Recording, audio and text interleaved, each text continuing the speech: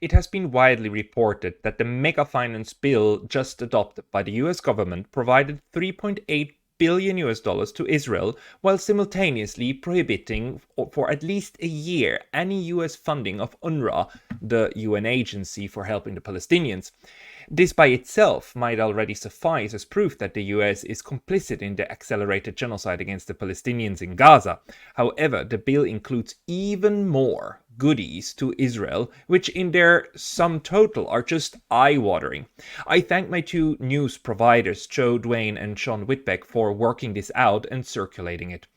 Let's go through the 10 passages that shower Israel with all it craves.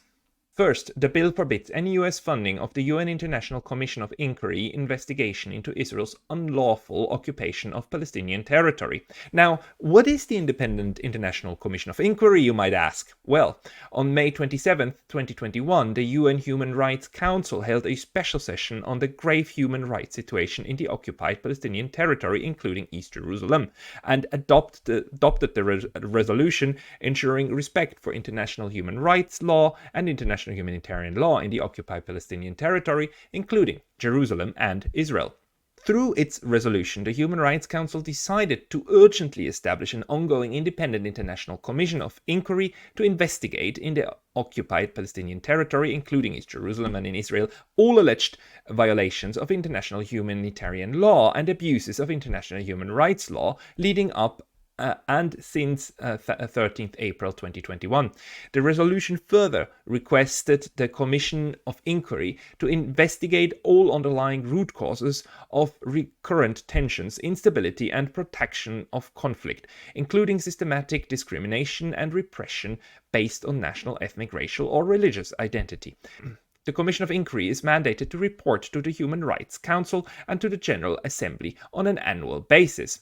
This investigation into factual evidence and of international human rights violations and abuses and violations of international humanitarian law is now officially defunded by the US government. Second, the bill also defunds the UN Human Rights Council itself unless the organization drops all inquiry into human rights violations by Israel. Section 7048 at some point states that none of the funds appropriated by this act may be made available in support of the United Nations Human Rights Council unless the Secretary of State determines and reports to the appropriate congressional committees that participation in the Council is important to the national interest of the United States and that such council taking significant steps to remove Israel as a permanent agenda item and ensure integrity in the election of members to such council. Isn't this absolutely fantastic? Unless the Human Rights Council does not look into Israel anymore, there's no more funding for it. Fantastic. Very, very unbiased, obviously.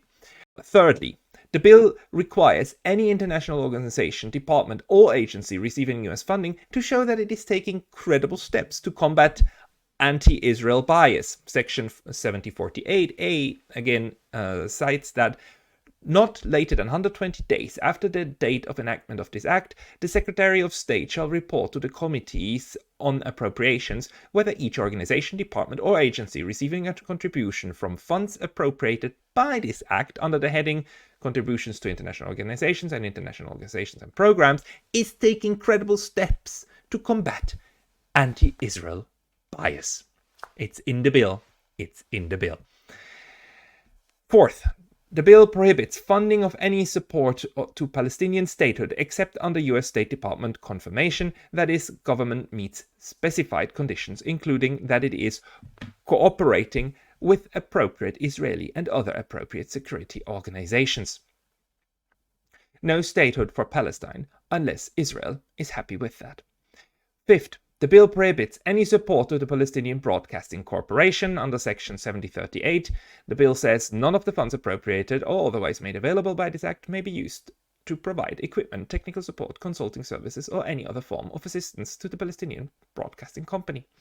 Sixth, the bill prohibits any funding to security assistance to the West Bank or Gaza unless the State Department reports on the steps being taken by the Palestinian Authority to end torture and other cruel, inhumane, and degrading treatment of detainees. Yes, ladies and gentlemen, you heard it right. The bill does not call on Israel to end the genocide, to end torture, or to end indiscriminate bombings of civilian infrastructure. It calls on the Palestinians to end inhumane practices. 7. The bill prohibits any funding of the Palestinian Authority if Palestine achieves recognition of statehood by the United Nations or any UN agency without Israel's agreement, or if the Palestinians initiate an investigation of Israel in the International Criminal Court.